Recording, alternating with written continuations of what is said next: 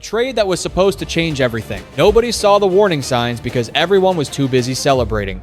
One blockbuster move convinced millions of NBA fans that the Cleveland Cavaliers had finally found the missing piece to a championship. Headlines exploded across social media. Analysts rushed to declare Cleveland a legitimate title favorite. Even rival teams quietly admitted the Cavaliers had become a serious threat. But what looked like the beginning of a dynasty would soon become one of the most controversial storylines of the season.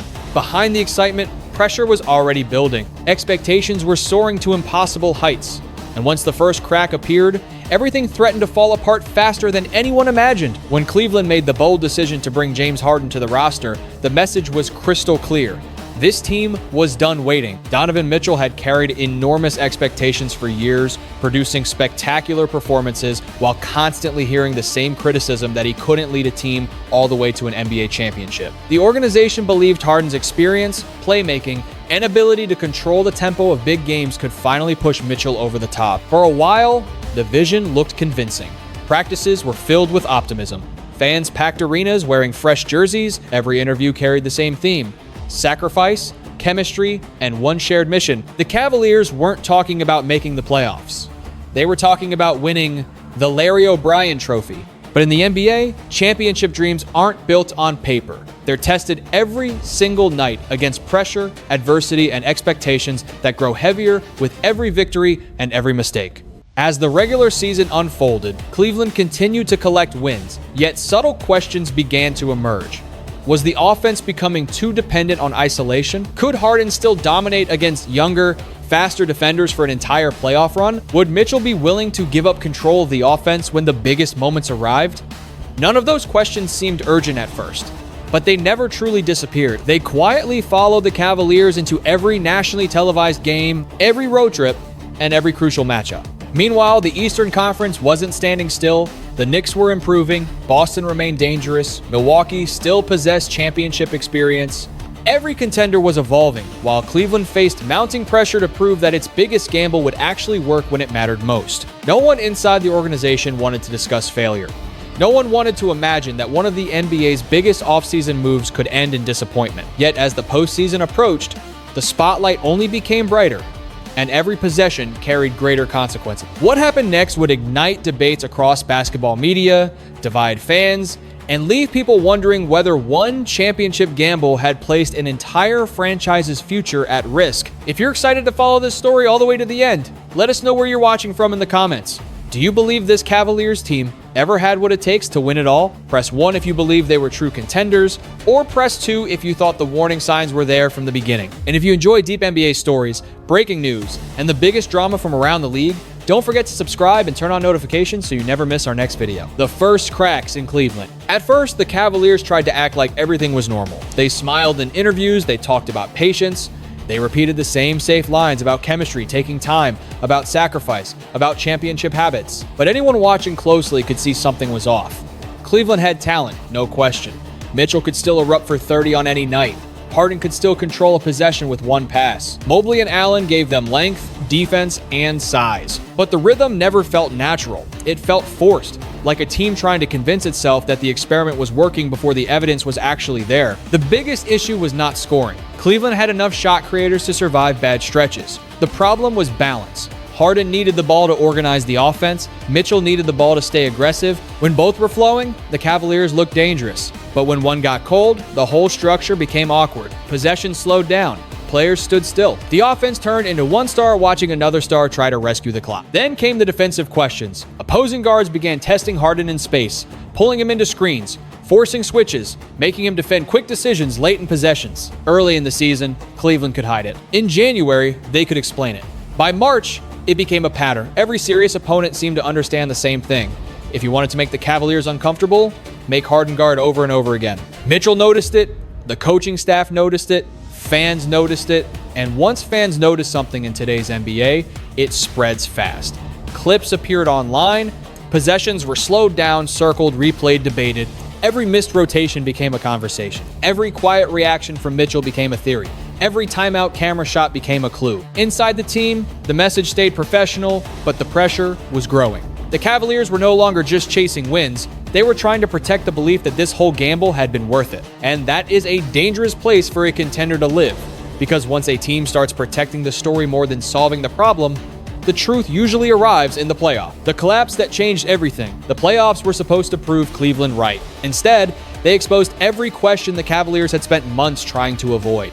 The first warning came when their offense started tightening under pressure. Teams stopped giving Harden easy reads. They loaded up on Mitchell's drives, they crowded Cleveland's spacing, and forced the Cavaliers into late clock decisions. Every game looked harder than it should have. Every win felt like survival instead of control. Still, Cleveland kept moving forward, and that allowed people to ignore the bigger issue. Winning can cover cracks for a while. It can make a team believe the problems are smaller than they really are. But the deeper you go in the playoffs, the less hiding space there is. By the time the Cavaliers reached the biggest stage of their season, the league had already found the blueprint. Then came the game that changed the entire conversation. Cleveland had control. They had the lead. They had the moment sitting right in front of them. For 3 quarters, it looked like the Cavaliers were finally becoming the team they promised to be. Mitchell was locked in. The defense had energy. The crowd was nervous. The Knicks looked like they were running out of answers. And then, possession by possession, everything collapsed. New York stopped playing scared. They attacked the weakest matchups. They dragged Harden into actions and made him defend in space. Cleveland hesitated. The coaching staff waited too long. The help defense arrived late. Mitchell's frustration became visible. The lead disappeared. Not all at once, but slowly enough for everyone watching to feel the panic rise. That is what makes a playoff collapse so painful. It is not just the scoreboard. It is the realization that your opponent has solved you in real time. The Knicks did not need chaos. They needed discipline. They kept pressing the same button until Cleveland proved it had no counter. By the final buzzer, the Cavaliers had lost more than a game. They lost control of the narrative. Harden was suddenly the target of every debate. Mitchell was asked to explain a failure he could not hide. And Cleveland, the team built to win now, looked like a roster with 2 stars moving in different emotional directions. Behind the locker room door, after the collapse, the real story moved away from the court and into the places cameras rarely see. Reporters started asking careful questions. Fans started reading body language. Former players began talking about accountability, trust, and what happens when a team with championship expectations starts pointing fingers. Nobody needed to invent drama. The tension was already sitting in plain sight. To be clear, no responsible person should pretend to know every word said behind closed doors.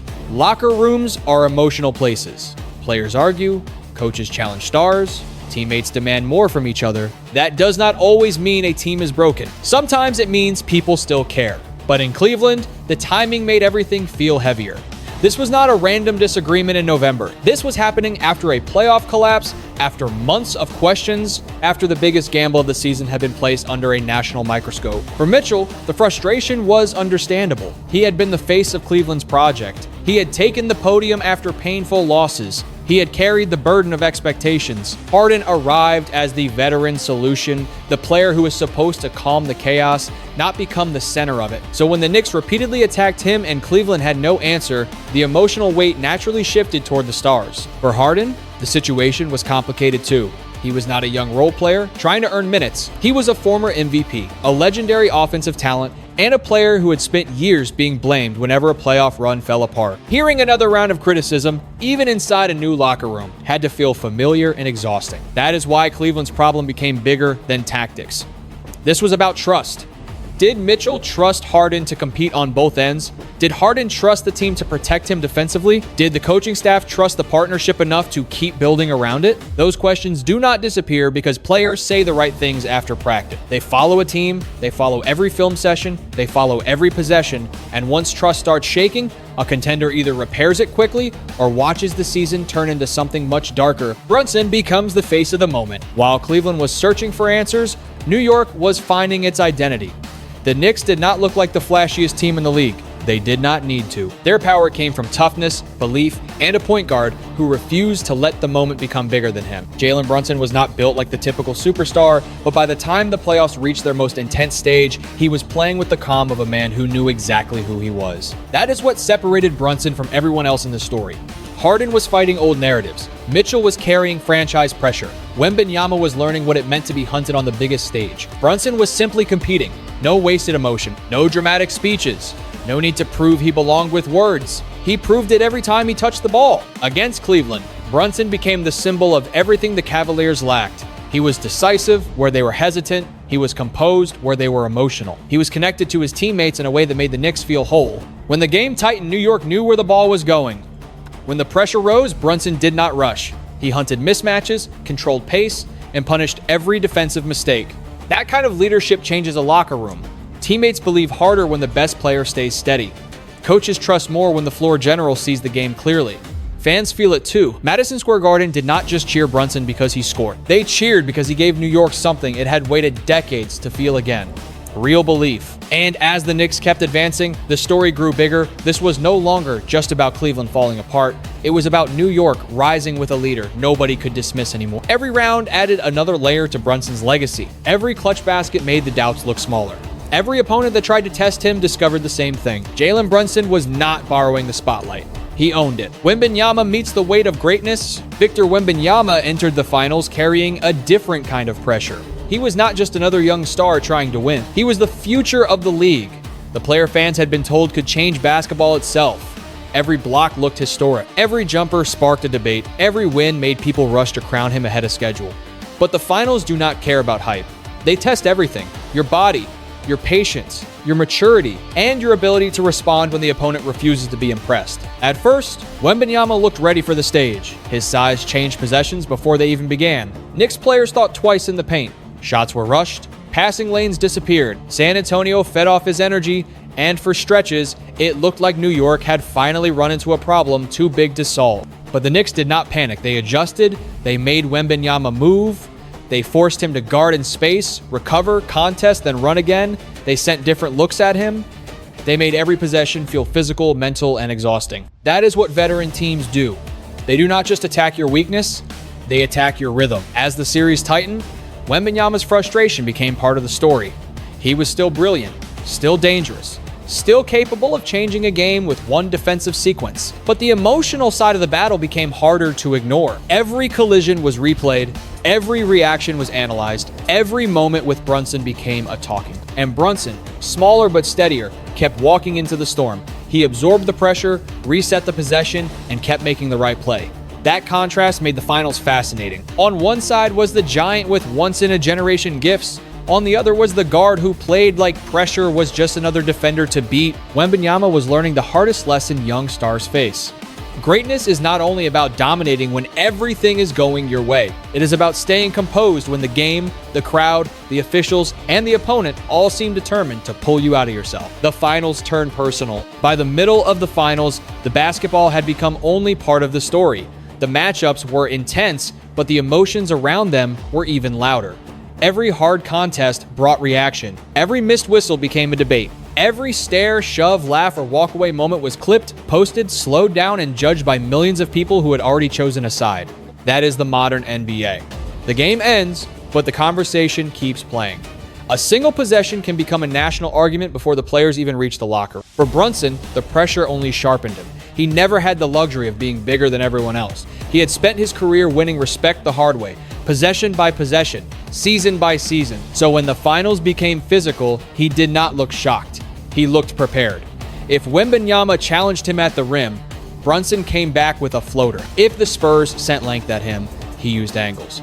If contact came, he got up and kept playing. That resilience became the emotional center of the series. Wembanyama, meanwhile, was trapped between dominance and frustration. He could block shots no other player could reach. He could tilt the floor with his presence alone. But New York kept dragging him into uncomfortable situations. They made him defend multiple actions. They tested his stamina. They forced him to balance aggression with discipline. And when the calls did not go the way either side wanted, the temperature of the series rose even higher. The most important thing about the finals was not that it got emotional. Finals basketball is supposed to be emotional. The important thing was how differently the two stars handled it. Brunson played like a man trying to finish history. Wembanyama played like a young superstar feeling the weight of history arrive earlier than expected. That difference mattered. Because championship moments do not wait for players to become fully ready. They arrive suddenly, loudly, and without mercy. And in this series, New York looked like the team that understood the moment, while San Antonio looked like a team still learning how heavy the moment could become. The clip that took over the internet. Then came the moment everyone kept talking about after the buzzer.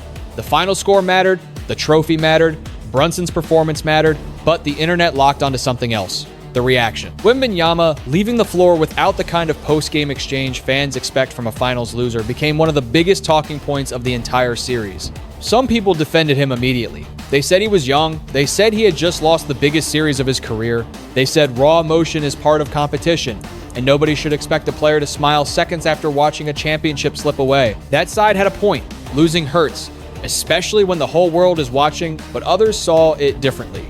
They argued that sportsmanship matters most when losing is painful. They said the handshake line is not about being happy for the opponent. It is about respecting the battle. It is about understanding that the game is bigger than one player's disappointment.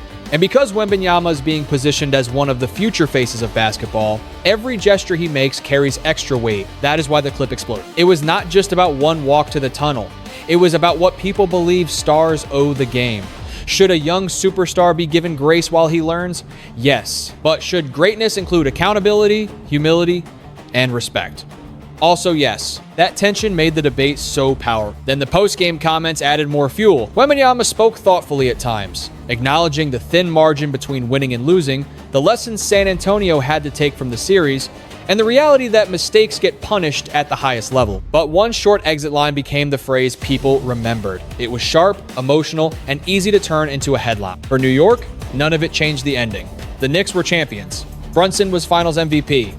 The banner was coming home. But for Wembanyama, the night became a reminder that in the NBA, losing does not end when the clock hits zero. Sometimes the way you leave the floor becomes part of your story too. A brotherhood breaks on the biggest stage. As if the finals did not already have enough tension, another emotional layer sat underneath the series. Victor Wembanyama and Jeremy Sochan.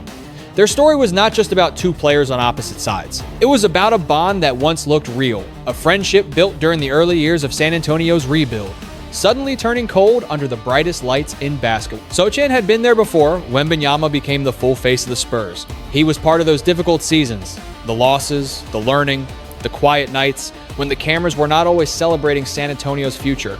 He understood Wembanyama's habits, his energy, his personality, and his game in a way few opponents could. That kind of knowledge can be powerful in the playoffs. When Sochan landed with New York, the emotional math changed. He was no longer the teammate helping Wembanyama grow. He was the opponent trying to stop him. And in the finals, those old memories became part of the strategy. The Knicks knew Sochan understood details most scouting reports could never fully capture.